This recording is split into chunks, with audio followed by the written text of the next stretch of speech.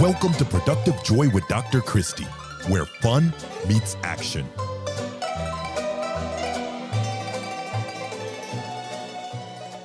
Hi, friends. Welcome to Productive Joy. Sometimes you have serendipitous meetings with people that can be game changers. And that's kind of what happened with my new friend, Mark Goodman. So, one of the more recent episodes that I did was Jason Rates. And Jason runs a company called Speak with People. And he happened to know this guy named Mark. And he said, I think the two of you would hit it off. Well, you all are going to reap the benefit of that serendipitous meeting. So I had a conversation with Mark Goodman, who is a pretty remarkable human. He's had a story to tell, and his story was tragic and terrible. And he chose to overcome all of that. I referenced a phoenix rising from the ashes, right? That's essentially what happened for him because he chose to forgive. And so, in this most recent episode, the one right before this one, it was all about rising from the ashes. It was all about figuring out how to forgive. And what I thought was most interesting is I asked him, are there steps, right? Is there some sort of magic formula that you can do to forgive? Because he talked about the fact that forgiveness is one part of a two-way transaction. Reconciliation is when both parties agree to forgive, but you have the opportunity to forgive at any point. You hold those keys. So as we're talking, he said, yeah, there's really only one step that's in common, and that's to want to forgive. Are any of you holding on to anything today? Because I know I have been guilty of this, where, you know what, I can overlook it, I can see it, whatever, but I am not going to forgive that person for X. Well, guess who that hurts? You and you alone. They don't even know that you're harboring bitterness. And if they do, they certainly don't care because they did the thing, whatever the thing was. You have the power to forgive, and that forgiveness heals you.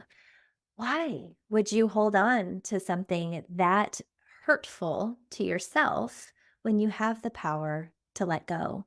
I know it sounds simple. I know it's not simple. I've lived it myself.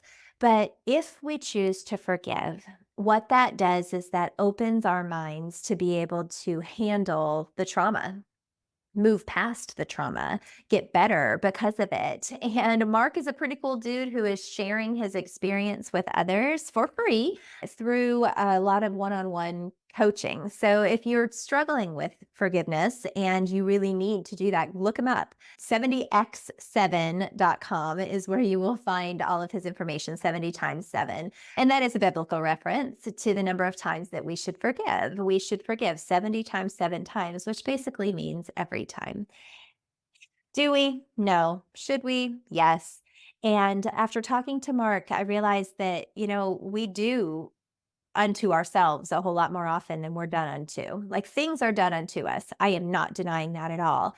But what we choose to do with the hand that we're dealt is what determines our future. I've talked a long time about positivity and why it's so important to remain positive and to not lose sight of the fact that there are good things happening. And I do that out of self preservation. My parents got a divorce when I was 19. I told this story in episode 30. So if you want to hear it again, great. If you have never heard it before, here you go. But because I had never seen my parents fight or even disagree on anything, this came as a complete shock to me.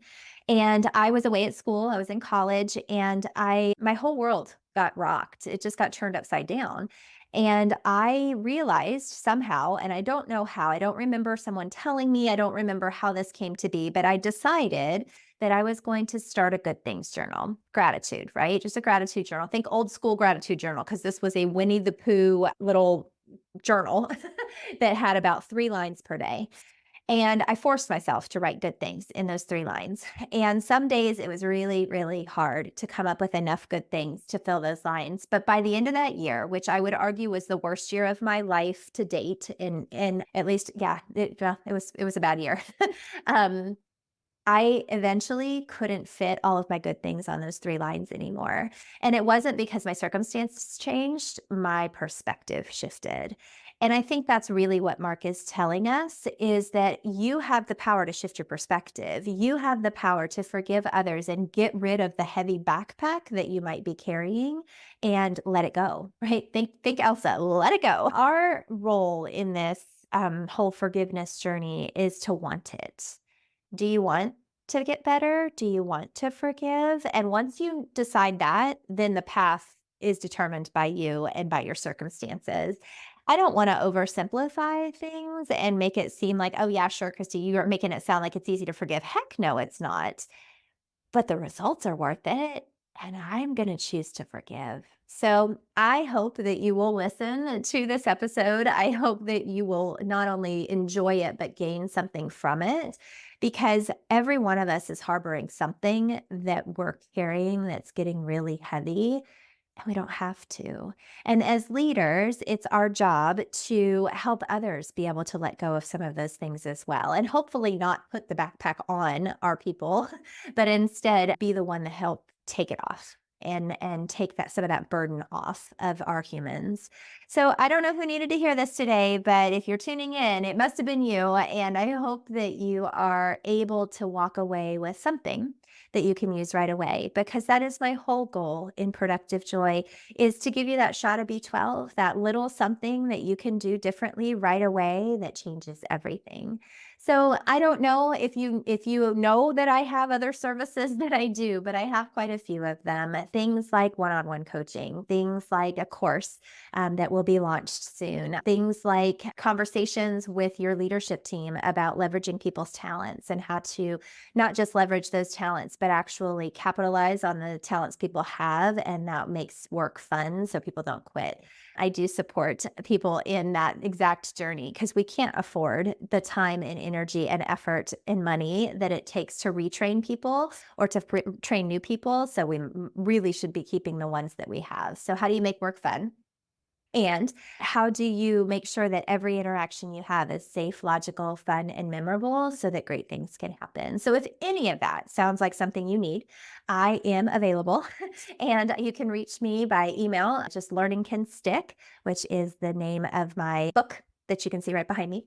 There's also the very simple go to my website, aimwithus.com, or just look up Productive Joy on any social media platform and reach out to me there. And I would love to talk further. Thank you. Thank you for being a listener. Thank you for sharing this. If you like what you heard, please share it with somebody. I guarantee you have somebody in your life who's harboring some bitterness and needs to forgive. So send it their way. Just say, hey, I have something for you. I think you'll like it. I am so honored to have the chance to have these conversations with you. And I am so hopeful that every single time we're together, you figure out a way to turn fun into action.